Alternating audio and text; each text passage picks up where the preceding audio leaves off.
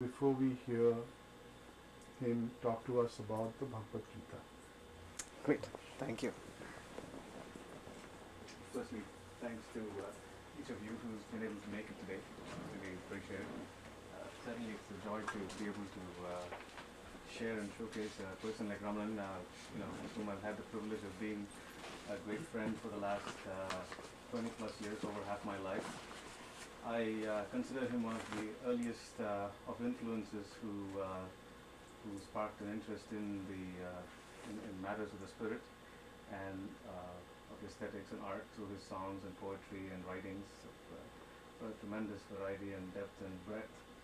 And I think it's a dream come true for me, and a privilege for a lot of people who are organizing his lecture tour. He was in Canada, and he spoke on Canadian radio and TV and all that through the power of his old friendships, and who appreciated him. And finally, his time to sort of present his works here has come, I think, and so it's wonderful. And just as a brief profile of who he is, he worked for a leading newspaper in India for about 28 years, and rose to be a regional manager of the Hindu. And subsequent to that, he took early retirement to pursue his dreams full time of being being a lecturer and a poet, etc., and compose his own works. And so that's his current mode is as a full time writer and speaker. And so he's able to devote a lot more of his time to these things now that doesn't have to work because his children have grown up and everything. And so he's in a nice position in his life. So with that, without holding up the beauty of the talk anymore, let me hand it over to Ramanan here.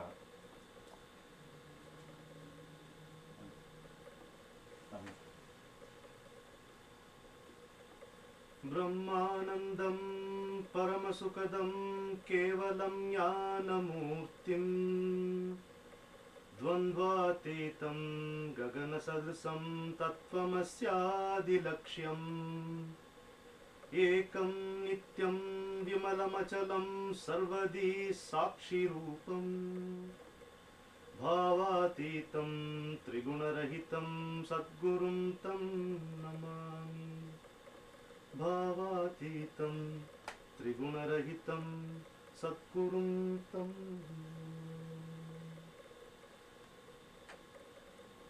My hearty greetings to all of you. I feel very elated to be here. In a few minutes in this place, I felt as if I was in Pondicherry in Master Samadhi. Honestly, I'm telling you from my heart, as I have had the good fortune of visiting Pondicherry quite a few occasions. The same feeling which I got there, which is very much abundantly available here. That means the Master is with you, since you want it that way. That's very obvious. I can never forget the gentle fillip he gave to my pranayam when I had a hiccup in 1986-87. It was as if you were sitting there. It was like that, just like that it happened. I felt the same way here. So first of all, I'm grateful to all of you for this wonderful happening. I'm not a speaker. I'm only a talker. You will very shortly find out. I have come here only to share the little joy which I carry in my tiny heart. By sharing it, it is double. It's only a matter of sharing and learning. Like a honeybee that steals honey from every flower, I steal right royally from everyone whom I come across, from anything and everything that I happen to see. No flower ever complained of having lost a drop of honey. But the bee always stood to gain. So that is why I am here.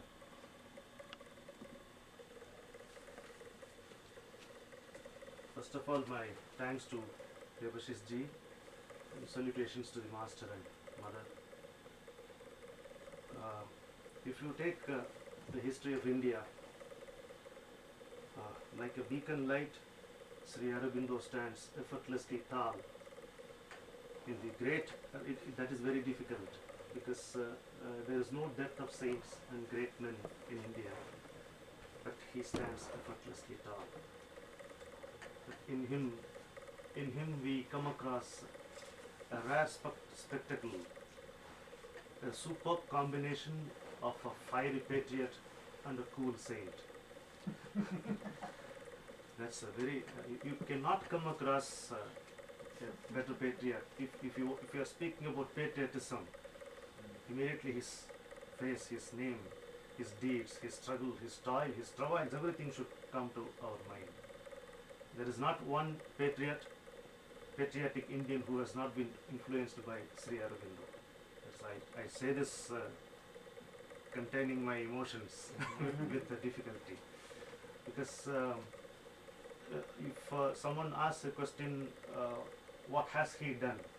I mean, people maybe in innocence or in some other way, people ask you such a question. We can show people like us from where we are, where we were, to what we are now. If we are madly in love with our country today, and if we also happen to know why India is great, what is so glorious about its remote past, we owe it all to saints like Sri Aurobindo. So that is the thing. Without a sense of belonging to one's motherland, you cannot be a spiritual aspirant. And that is not possible if you do not have a clear perception of the depth and dimension of the great culture of India. I mean, he is a distraction. You cannot speak of anything else. The moment you take up his name, it is difficult to go beyond. Anyway, one more sentence and then I'll try. If you look at Sri Aurobindo, I wouldn't call it a change, but a beautiful poetic transformation, as poetic as his lyric prose. That is the patriot, and then a transit point, the Alipur prison, where Swami Vivekananda chose to visit him after he had left his body, and where the Lord himself, Lord Krishna himself, granted him a grand darshan, which not only changed the course of life of Sri Aurobindo, but the destiny, the destiny of India and mankind in an important way underwent a change at that moment. This is what, because for him there was nothing to get after a point, because it is a misconception to believe that rishis sat in tapas for thousands of years for their self-realization. That must have happened during the first week of their sitting. Tapas, because they were so focused, single-pointed attention. They shall not settle down for anything less. So that kind of fire. So he sat. That change happened in his life for our benefit. This is what I wanted to share with you. The change, it failed, but to the end he remained a patriot.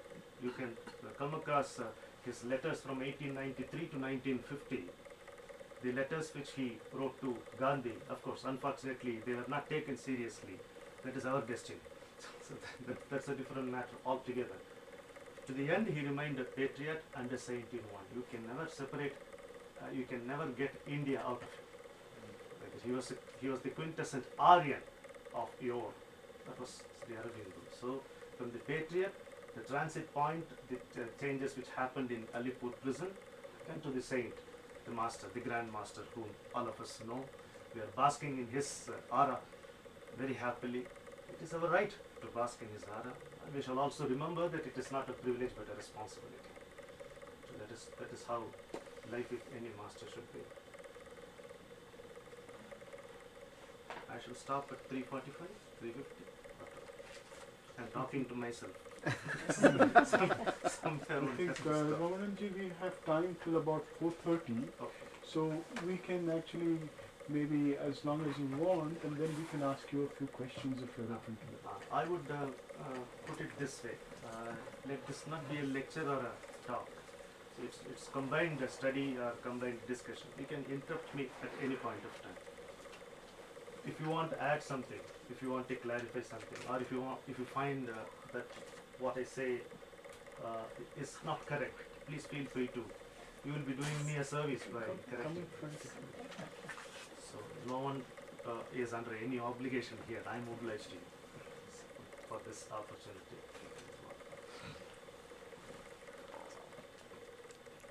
Okay, there are innumerable books and commentaries on Bhagavad Gita, because if you take the history of India, Mahabharata is the watershed, and we have reasons to believe that 3212 BC was Krishna's Nirayana time when he left his body. And in a significant way, Bhagavad Gita, the concept or the core theme of Bhagavad Gita influenced the thinking of entire mankind, because it is secular. It has not conformed itself to any cult or religion. It just showed a way of life which any individual belonging to any station in his life can pick up. So that is the beauty of Bhagavad Gita. As it always happens, commentaries can never be complete. When you try to comment upon a work like Bhagavad Gita, it is only your perception and how much of it we can see. If we peep through the window, the sky is window size. The sky is the size of the window. But sometimes we forget that the sky is not confined to the window frame. Commentaries are like this. Subramanya Bharati, the great poet of Tamil Nadu, who received Sri Aurobindo when he landed in Pondicherry. One of the greatest meeting, one of the greatest. You can picturize it, my hair stands on its head. Two fires meeting each other, and they become a lamp of wisdom.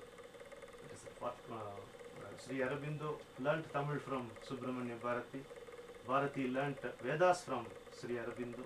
Together they studied, discussed at length. They are the salad days in the history of this country. Is a diversion, I tell you. So, there are any number of commentaries about Bhagavad Gita. We have this difficulty. Each one contributing. We'll take it like this. They are contributing their own viewpoint. But my master used to tell me, your viewpoint is determined by your point of view. From where you look at things. So that changes the angle, that changes the perception, entire perspective. That is why Sri Aurobindo's explanation on Gita stands apart. Because it is difficult for human beings, ordinary human beings, to have an all-encompassing, comprehensive understanding of Bhagavad Gita. It is almost impossible. Unless Bhagavad Gita happens to be first-hand knowledge to you, it will be difficult because you cannot approach it through the intellect. It is a teaser. It teases your intellect with an audacity which is matchless. If you submit, of course, it reveals itself to the extent you can handle. When someone asked Ramana Maharshi, when he was 40 or 42, Bhagavan, you are not very old, but how come your body is as if it's a dilapidated house or something like that? He said, what can I do? An elephant rushed into the hut, he said.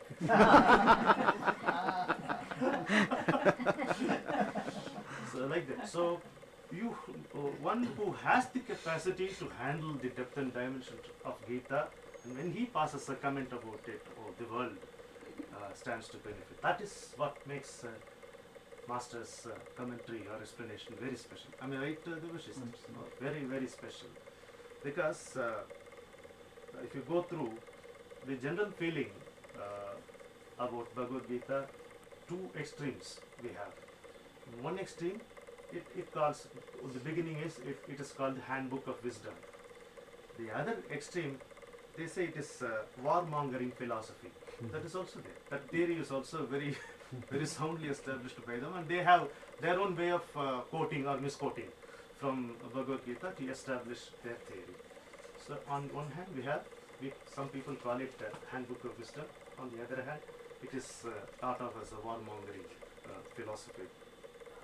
And most of us feel that it's a virtual guide for conducting our life in a meaningful way. The otherwise mundane life of drudgery assumes a meaningful hue through Bhagavad Gita. This is another view. Another view is a book of methodologies to lead life in this world of action without getting caught in the mire of consequences. Every action brings in its wake a spate of consequences, whether we want them or not.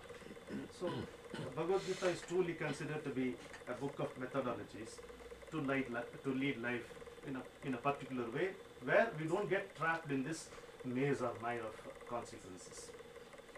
But the interesting thing is, Sri Aurobindo will have none of these explanations. Will have nothing to do with all this. That makes it very special. And like if you call Bhagavad Gita a teaser, then he is a worse or better teaser. I mean, I leave the coinage to you, because till the end he doesn't tell you why he doesn't accept these viewpoints. He doesn't decry them. He doesn't criticize them. He doesn't brush them aside. But he says this is incomplete. This is incomplete. Slowly he builds up an argument. Why? That is beautiful. Because these concepts, these ideas, though good and though they are born out of good intentions, are incomplete. Some are half-baked, some are absurd. Let him go. Please come. Please come.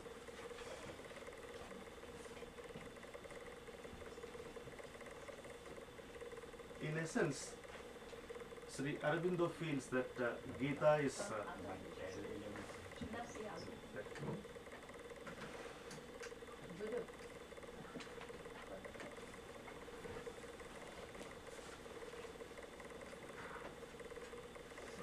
careful.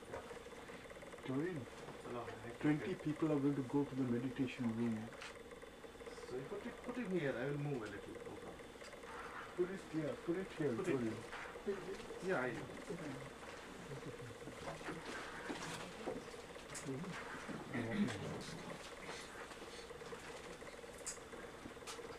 Devashish, can you open the back door or not to the room, meditation room? Which back door? To the meditation room. Can they come around from backyard?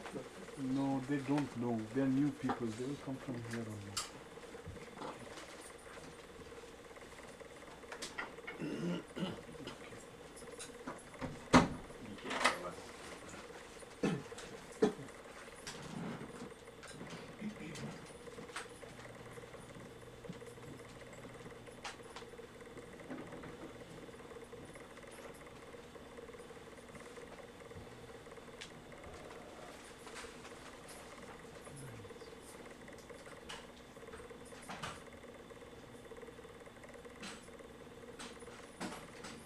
So the difference is this. In essence, Sri Aurobindo mentions that Bhagavad Gita gives the wake-up call to the soul. Though it was spoken at the battlefield, in response to the confused state of Arjuna, it is a wake-up call to the soul. A very, very emphatic statement coming from there, from the mouth of the Grand Master is this: all other highest teaching is but the various reflection and parallel words of the eternal knowledge of the world teacher. Krishnam Vande Jagat Guru. Krishna is called the Jagat Guru, the world teacher. What does it mean? One who exists as long as the Jagat exists. Gati is movement. Jagat, that which is in perpetual movement, is called the Jagat, the universe, let's say. So he is called the Guru, Jagat Guru, master of all the three worlds. So he says all other highest teaching is but the various reflection and parallel word of the eternal knowledge of the world teacher. So with this understanding we should get into Gita, I sincerely feel. For those with a keen intellect, Gita is the ultimate in clarity.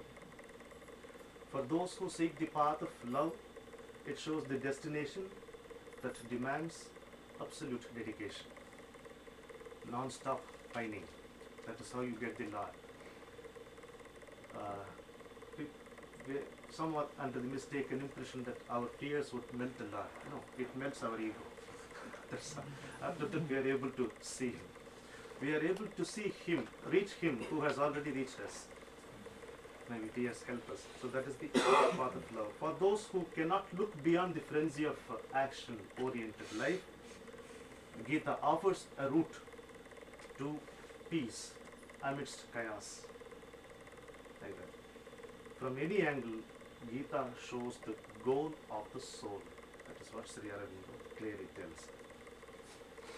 Another interesting point he draws our attention to is what Arjuna wanted was not spiritual salvation or self-realization.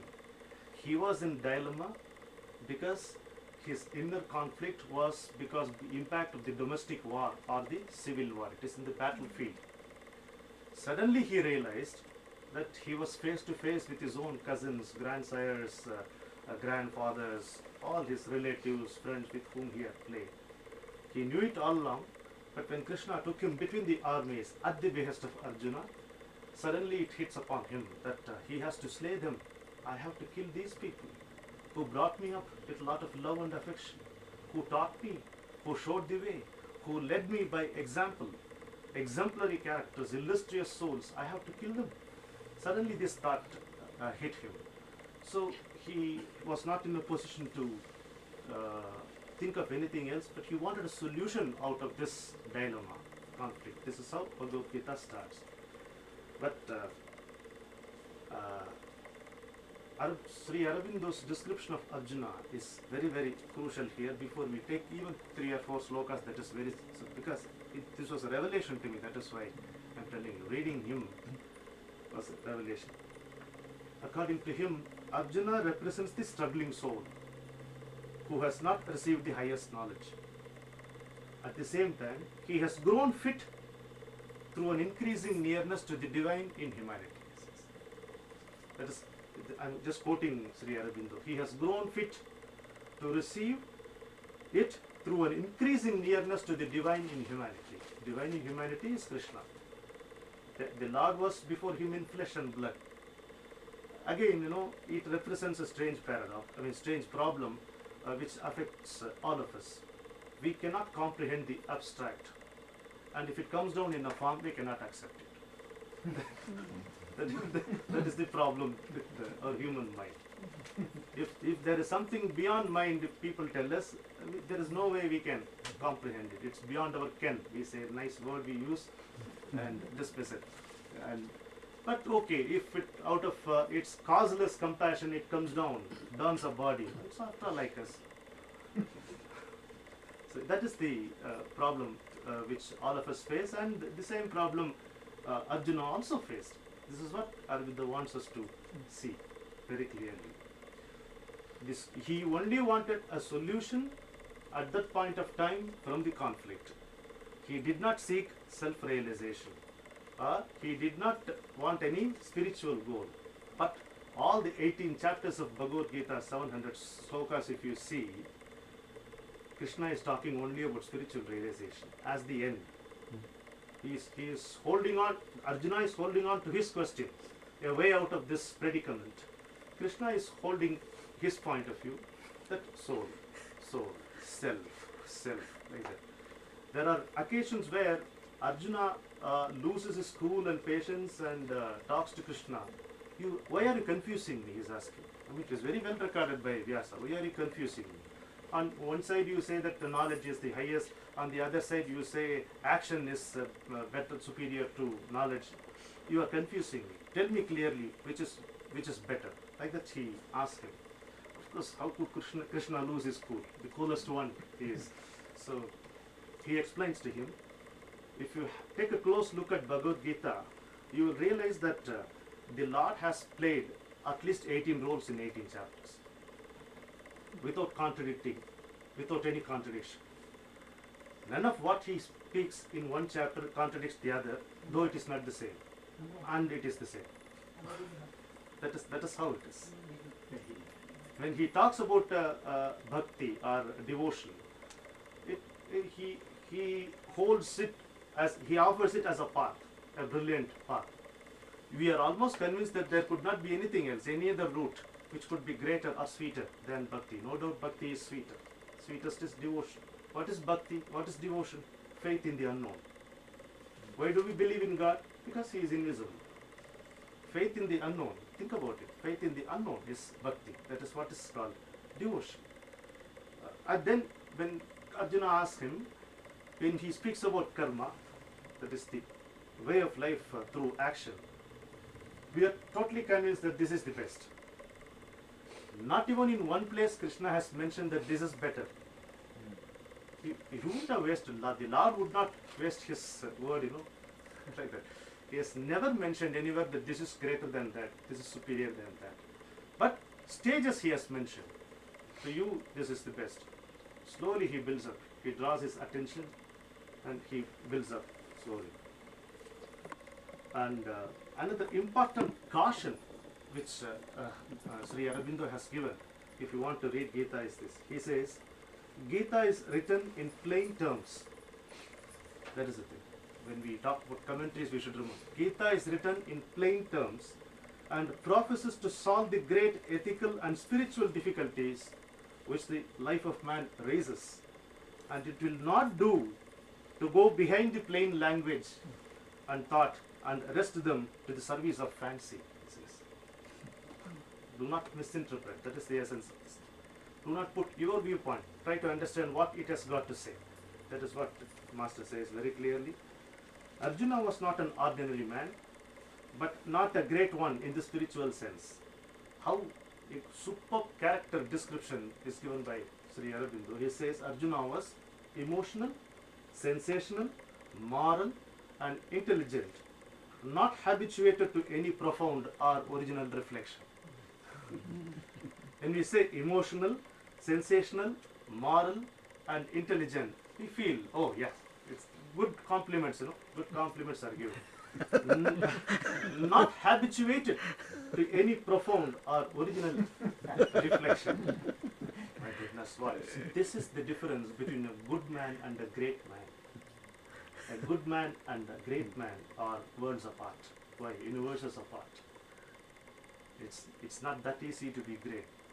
One has to be extremely focused to become great. Unless you are a good human being, you cannot become a superhuman being. In a slush, the more you try to kick off for a takeoff, you get deeper into the slush. What you require is a solid concrete platform, and then you can soar into the skies. No bird flies too high if it soars with its own wings, they say. So that is how it is. Then he also says Arjuna, of course, was not a slave of his passions. He was moral, ethical, and he lived according to the law of his time, very clearly. For him, that is what is called dharma. Dharma is, how do we describe dharma? Dharma is appropriateness in thought, action and attitude. That is dharma. Appropriateness in thought, action and attitude. Naturally, the sequel is, the understanding is, it changes from time to time, from place to place, from person to person, from circumstance to circumstance. It changes. Arjuna certainly lived according to dharma of his time. The dharma could be interpreted differently. So, in the first chapter of Bhagavad Gita, the Lord is not at all in the picture, in the sense that he doesn't speak at all. There is Krishna doesn't speak a word in the first chapter. It is Arjuna Vishada Yogam. It is called the sadness of Arjuna, the conscience afflicted by a miserable emotion. That is what Arjuna was. And a superb word picture Aurobindo gives: a sensational, emotional and moral revolt of man, hitherto satisfied with his action. Till the eve of the war, the previous evening, he wanted to wage this war. On the day of the war, this feeling had hit him. Hitherto satisfied with action. How gently he picturizes this. Beautiful. So, when Arjuna was, he again calls it as inner bankruptcy. Aurobindo describes Arjuna's state of mind as inner bankruptcy. So at that time, Krishna opens his mouth. The first few remarks of Krishna are indeed thought-provoking. Kutastva kasmalamidam vishame samupastitam. Yes. In the midst of this perilous state, from where did you get this unaryan trait? He says. From where did you get this unaryan trait which will deny you heaven and destroy glory? Kutastva, that is the first word of the Lord. From where? Now, how could you get Kashmalamidam in the perilous state? Vishame samupastitam anadya jushtam asvargyam akirtikaram. Asvargyam means it denies you heaven. Akirtikaram means it denies you glory. From where did you get this unaryan thought? I mean, that is the biggest insult to an Aryan. Particularly in those days when an Aryan lived like an Aryan. An Indian lived like a true Indian. Very much in conformation with the Dharma, with the code of conduct. That is the biggest insult, and that is the first word of in the heart. See, that is the thing. That is the thing. That when someone is in a state of shock, sometimes it is better to give him a slap to revive him from the state of shock. They say like that. So I mean, we need not take it literally. Sometimes it helps. So the word Anaryan is in fact an insult.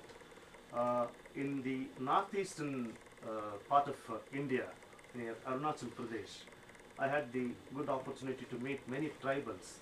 You know what is considered as the worst insult by the tribals, illiterate tribals of India there? You have spoken a lie to your mother, then it can lead to murder, it can lead to killing. That is the biggest insult. Because that is un-Aryan. You cannot tell a lie to your mother. That's unthinkable. That, see, that Aryan trait is saved and protected among illiterate tribals there. So that is the thing. The word Aryan signifies a quality. It doesn't refer to a race at all. So that is again another subject. If you read the master's work, it is very, very beautifully illustrated. A person who is righteous, valorous, a devoted worshipper of God, respectful towards elders, chivalrous, loving towards children, and upholder of the culture of the land. That is an Aryan, briefly putting it.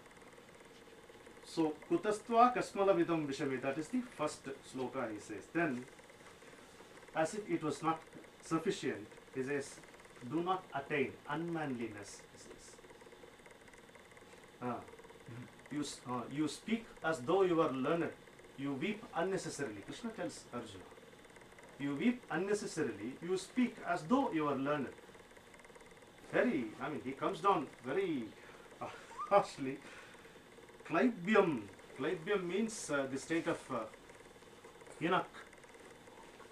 That's it. Unmanliness. Klaibyam, he says. This does not befit you, O scorcher of enemies. Give up this petty weakness. Hridaya Daurbhalyam. Hridaya means heart. Daurbhalyam means poverty. Poverty of will. Hridaya Daurbhalyam means poverty of will. Give up this weakness of the heart, this pettiness, and arise. Uttishta. This word has a big significance. Even in the Upanishads it comes. Uttishta. Arise. Jagrata. Remain awake.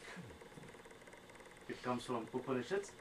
Then when Lord says arise, how it would be, you just imagine. When he says, when Krishna tells arise, I mean there is no other choice.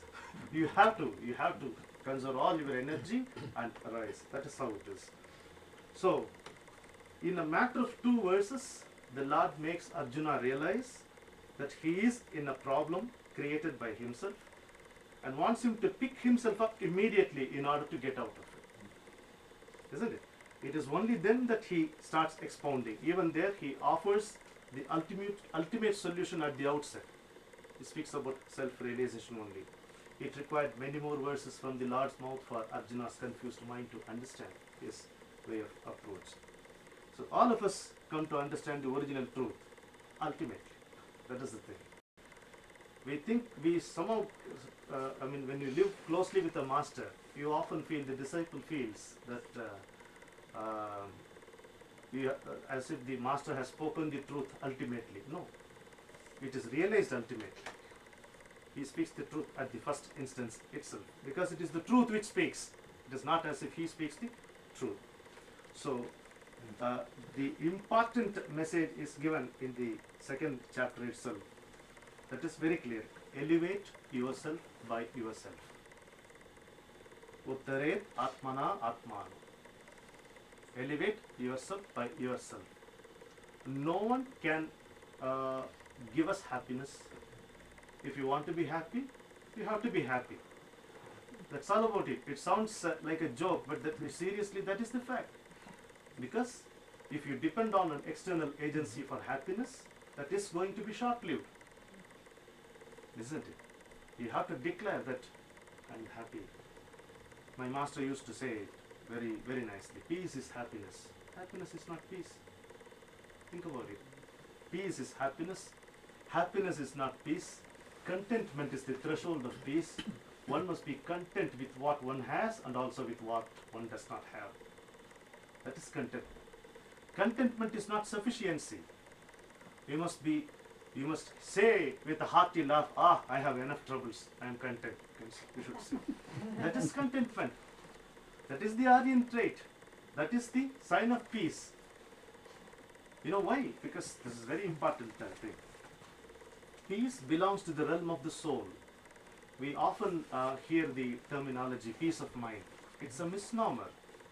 Mind, the very nature of mind is perpetual movement, non-stop movement. I mean, you might have read, I'll be carrying coal to Newcastle if I say this, but that Vaishnavite gentleman told Sri Aurobindo, have you wondered, have you observed? Thoughts come from outside. If you want, you contemplate, he said. In a matter of a day, Sri Aurobindo realized thoughts do come from outside, not from him. In a matter of a day it has happened, and he writes on himself. Is a superb book that every spiritual aspirant should read. God only knows how many copies I lost. The word that you speak, the rangoli that you put, the book that you lend, they never come back. They can never be taken. My illustrious father used to write on his books those days, steal not this book for fear or shame. Turn up and look at the owner's name.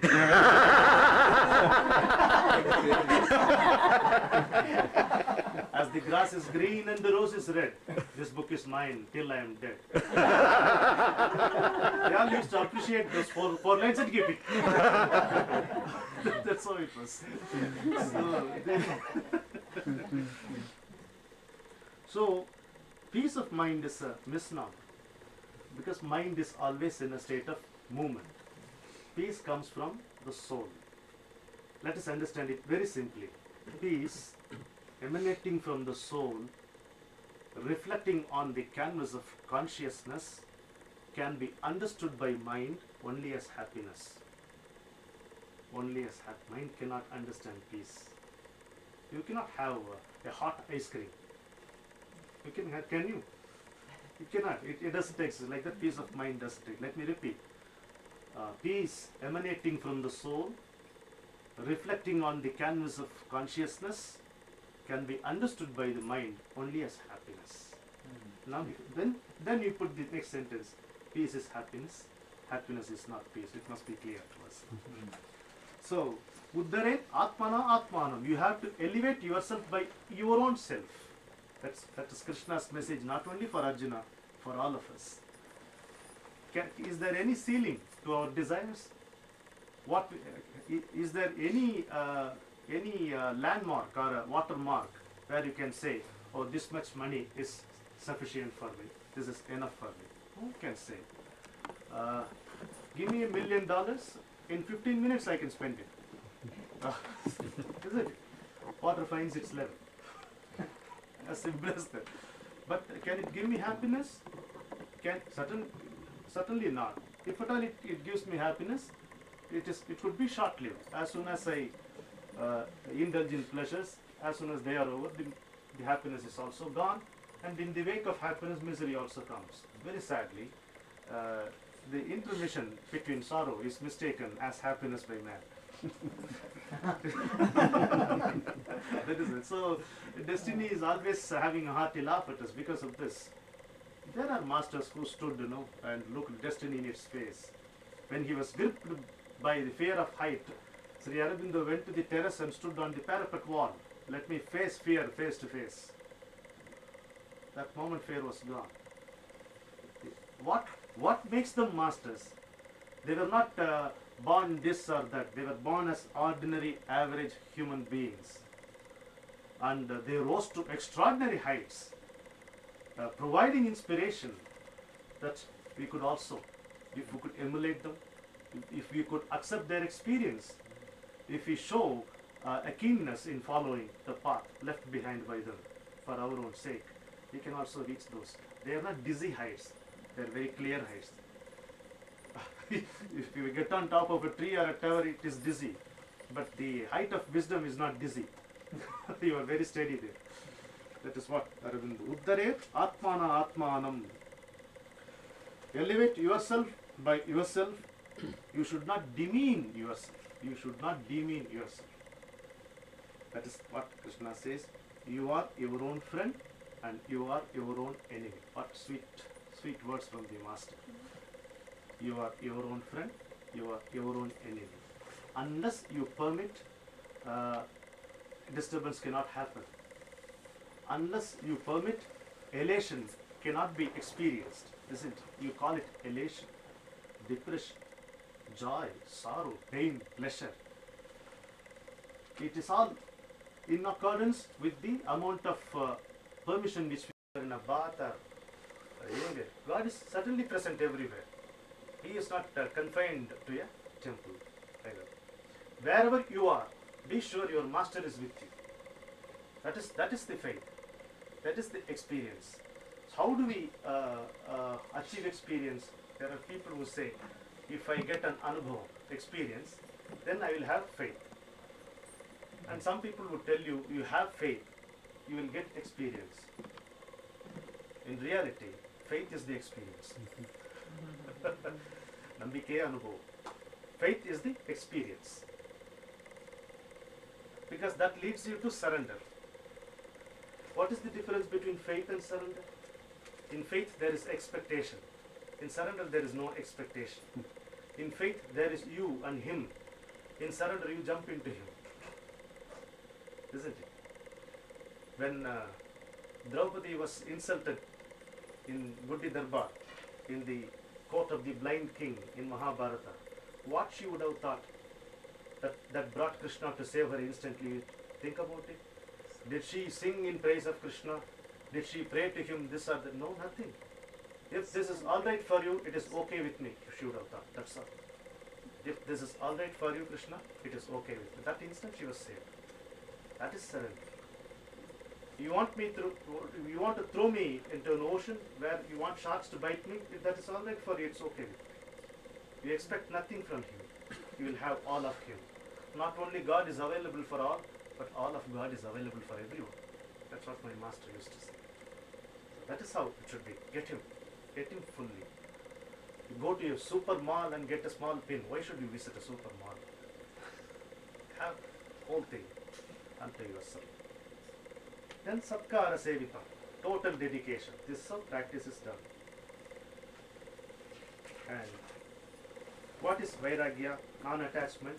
There is a beautiful explanation in Patanjali Yoga Sutra. Drasya Anasravika Vishaya Paitrishnya iti Vairagya. Explanation for Vairagya. One should remain non-attached to the things pertaining to this world and the heaven. That is Vairagya. That is how we should live. This is possible only through a clear understanding of the ephemeral nature, fleeting nature of life itself, the world itself. Otherwise it doesn't come. You simply ask somebody to be like this, you remain non-attached. What will our children understand of this? It sounds as nonsense to them. And they are right if they feel so. That's not the way to approach Vairagya. We should tell them that nothing in this world is permanent. The world is but a bubble. Our life is fleeting. It is something like a small drop of dew precariously sitting on the blade of grass, isn't it? But before it merges into the atmosphere, does it not reflect the entire glory of the sun? Does it not? பனித்துளியின் வாழ்வெல்லாம் சில நேரம் என்றாலும் கதிர் ஒன்று முத்தமிட காத்திருக்கும் எல்லாம். It might live only for a moment, but within that moment, does it not reflect the entire glory of the sun with all its splendorous colors? That is how we should live. We know that life is fleeting, that there is no need to be depressed about it. There is no negativity. It's only a fact of life. In that short moment, we'll make the best use of life. Mere existence is not living. Life is lively existence.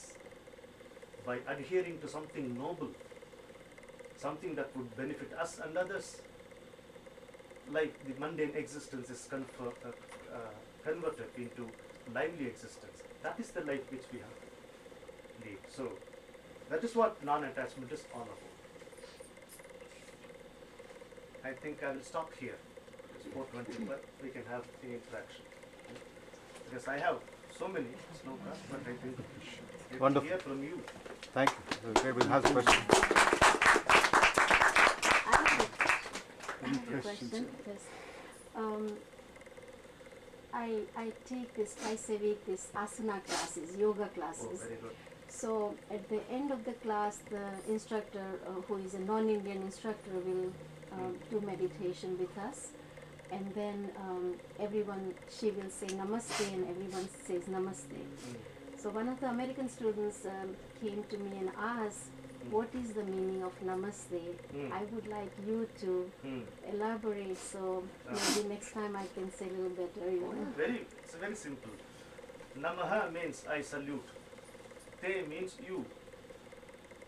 I salute you. Namaste. That is how it is. Another beautiful thing is attitude and action. Bring them together. That is harmony. This side is attitude. This side is action. Bring them together. Jnana, wisdom. Yoga, way of life. Bring them together. What is inside? Nothing. That is God. Namaste. Very nice. In our yajna, in fire worship, when they offer ghee into the fire, chanting a mantra. Agnaye idam namama. This belongs to Agni, namama, not mine, it says. That is how it is done. Indraya idam namama. This belongs to Indra, not mine. That is how it is done.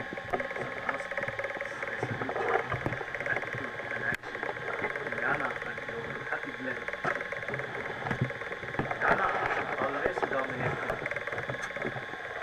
When Aurobindo talks about yoga, it is not asanas. He was a master of asanas once. Higher level, integral yoga.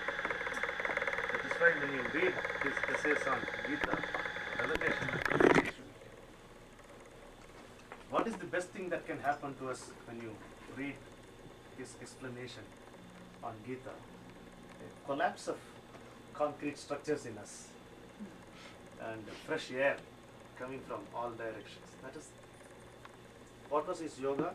Bhakti, jnana, karma, all put together. That is the integral yoga. Nice question. I never thought about it. When you said namaste, suddenly it came to me, attitude and action. Well, in a simple word, I just told her that I'm bowing at your soul. Yes. No, The soul in you. yeah. The God who is present in you as right, soul. right. That is. So Devashish, as he was talking, I just realized that I heard him once before in Madras, Oh, and you are, the name misled me. You are Venkatraman Venkateswaran. Venkateswaran. from Hyderabad at that time. Right. Yes. And so there was a Ramana Maharshi birthday celebration in Mylapore, Oh. and he came with his arm in the cast. He flew from Hyderabad that day, Yes. and his talk was just phenomenal. I mean, the Tamil poetry was just gushing like waterfalls from his mouth. I just realized it, and we are really we are indeed very fortunate to have him here. I'm sure. My good fortune this to meet is all of you. wonderful. And It's he really- felt extremely That day- bad and sad that I couldn't make it to your Yes, house. she was there visiting the saris. She was buying saris there, and here I am. And that day the I Ramanan. didn't know that he was going Oh, to the I lecture. just kept on telling you that you missed a very good. There are 3 or 4 great talks that day. Yes. Very nice. Thank you. I'm glad I compensated for Thank my you. loss now. But my next question is, are you going to give any other lecture in the area? Yes, tomorrow at Sanatan Dharma temple at 10:30 on Sanatan Dharma, and on Tuesday at Komal's place at 7 p.m. Okay.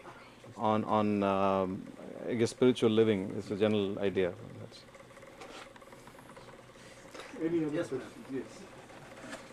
You, first of all, very inspiring, very inspiring. So you talked about the importance of the first words. What is the chant, the invocation, because I don't understand Sanskrit.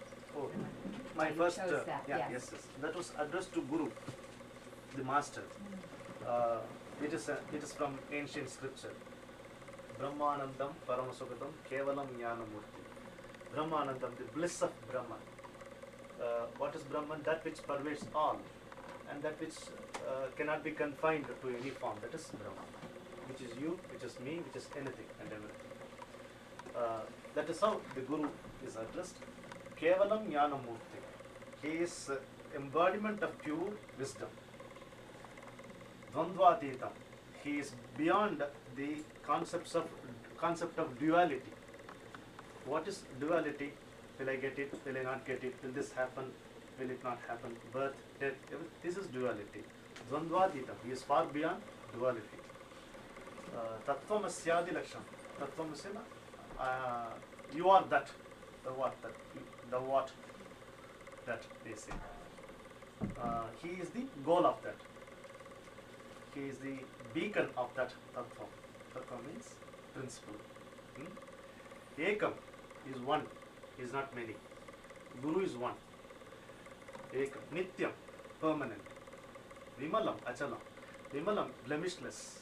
Achalam, immovable. Sarvadi Sakshi Bhutam. He is the grand witness of everything. Bhavatitam. He is beyond, Bhavatitam is beyond imagination. He is beyond imagination. Bhavatitam. Triguna Rahitam. He is beyond all the 3 gunas, that is Sattva, Raja, Tamo gunas. Bhavatitam, Triguna, Sat Guru. Sat is truth, Guru is master. Guru is one who takes you from darkness to light. That is Guru. Sat Guru, Tam Naman. I salute you. Very nice. I am happy that you asked me this question. So what is more elevating than thinking about the Guru, thinking about the master? Yes, sir. Following up on this, Yes. when you did that, when you sang your initial opening, I was struck by, even though I didn't understand the words, by the sort of mantric power of it. And I wanted to ask you if the Gita also, in its original, if, as a poet and so forth, can it be sung? Does it Gita? allow? Yes. Various spiritual schools coming up, all these things we are seeing, but they will not go.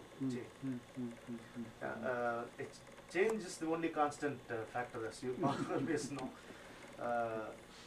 When it happens, there will be a lot of unpleasantness, but the aftermath will be good for humanity. The work cannot go waste. Any other questions? Anybody? Is it known who wrote the Gita? Is it known? Excuse me. Is the author or authors of the Gita? Is there any sense of who they were? I mean, to have this incredible, it must have been Yes. a culture that was very Yes, high. very advanced culture. Yes. Yes, and on the one hand, you are thoroughly impressed by the degree of their spiritual achievement.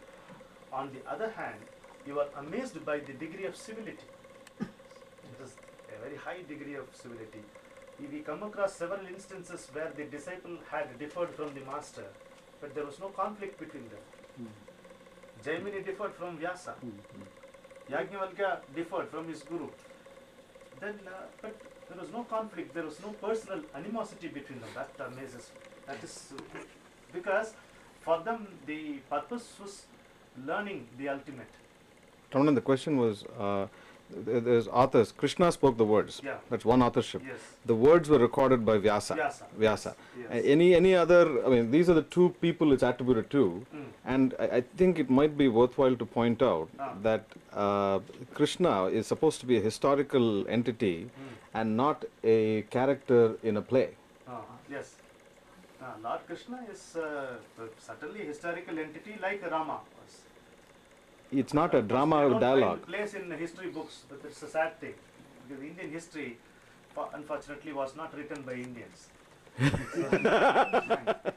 is the thing, and for us, the faith was more important. We did not go after recorded evidence and all that. So that was the problem. Are there any archaeological No, records no. or Only anything scriptures of are that there. culture? Scriptures are there. See, Vedas were not written, but they are still preserved without any interpolation. Amazing, isn't it? Passed orally. Yeah, oral tradition, from word to mouth, and mouth to ear, like that. Word of mouth had spread. And the same thing. There are no difficulties in so far as the Vedas are concerned. We have lost quite a few of them. That's a different thing. But what exists without corruption. So it was handed down as an oral tradition, oral tradition prior to it being written down. Right. Yes. Wow. That is how it has been preserved. All the Vedas and Upanishads, everything. There must have been specialists then trained to Yes, precisely. they dedicated their lives for that. They had no agenda for their life except this. Like that. It's probably the only cultural civilization that has stood through continuously through time. There are so many different empires and civilizations. that have Cultural disappeared. continuity. Yes, Has been- cultural continuity is exclusive to India. Even though, in spite of so many problems that the country has been facing, Invasions and all that. invasions, physical invasions, intellectual invasions, conceptual invasions, all this, still it has survived the test of time because of the depth of its culture. It always has something to give, share. Like that. Yes, madam, you were about to ask something. Yes. When you describe the drop of dew on a blade of grass, reflecting the sunlight, is that from a quotation or was No, that it's from this little mind. Oh, that's beautiful. So the words in Tamil that you repeated, is that from one of your own poems? No, that is from Kannadasan's poem. From a cinema song. So it's a movie song. That was a beautiful 2 lines. Wonderful. The girl who is longing for Krishna is singing. Panittuliyin vaalvellam sila neram என்றால். Even if it is only for a few moments that the dew is going to live. கதிர்வந்து முத்தமிட காத்திருக்கும் it pines forever for the sun to come and kiss it. It's not into oblivion. It's unto itself, unto the sun, merging into the sun. That is all. Closing song. Song. Because he's a poet, musician, speaker, writer, etc. I'd hate for anyone who came late to miss his musical talent, and it will be great if you can just close out also with a small song on Krishna. Yes. I'll tell you. I'll first describe for their benefit and then. It's your own composition, Ramanan? Yeah, my own composition. Chinna Thiruvil Engum Vannakkolam. In the small lane, it is full of rangoli. I don't know how to put it. It's sort of colored designs. Color designs On the we floor. put at the entrance of every house. That's a tradition we have. In Ullamengum Kandru Kutti Thullal Podum. My heart is today like the jumping newborn calf of a cow. Velli Nilavum Vandu Kayil Kulavum. Even the silvery moon will come and cuddle in my palm. Andru Vitti Chandra Padal Ennai Katti Puralum. The song which left me then, today is embracing me. Why? Nandalala, oh, a little fellow, from the clan of Nanda. Ni vandadala, is it because you have come? Unnai tandadala, is it because you gave me, you gave yourself to me? Ennai kondadala, or is it because you have taken me? Chittirattu kuyil vandu muttirai tarum. The painting has become alive, and it is all the stars have become words, wonderful words today, and they don't allow me to turn here or there. They want their my entire attention on them. Achathiram attanayum acharangala ennai nagara vidamal oru kavadiyal mottu malarum adil maunam manakkum. The bud unfurls and it smells of silence, which is kept inside. Mottu malarum adil maunam manakkum ennai thottu chendra tendalukkum vetkam irukkum. The breeze that touched me and went by, you check it, it will be blushing by now. It is because you have come. That is Chinnatheruvil engum vannakolam en ullamengum kandru kutti tullal podum. Chinnatheruvil engum vannakolam en ullamengum kandru kutti tullal podum. Velli nilavum vandu kaiyil kulavum. Velli nilavum vandu kaiyil kulavum. Andru vittu chendra paadal ennai katti puralum. Andru vittu chendra paadal ennai katti puralum.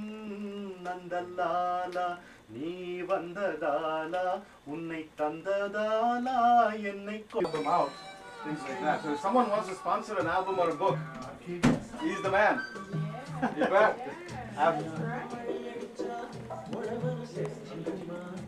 It's all Tamil, you know. That's the Tamil Nadu is where Sri Aurobindo finally settled down. So you know, there's a little joy in being, you know, from Tamil Nadu in that sense.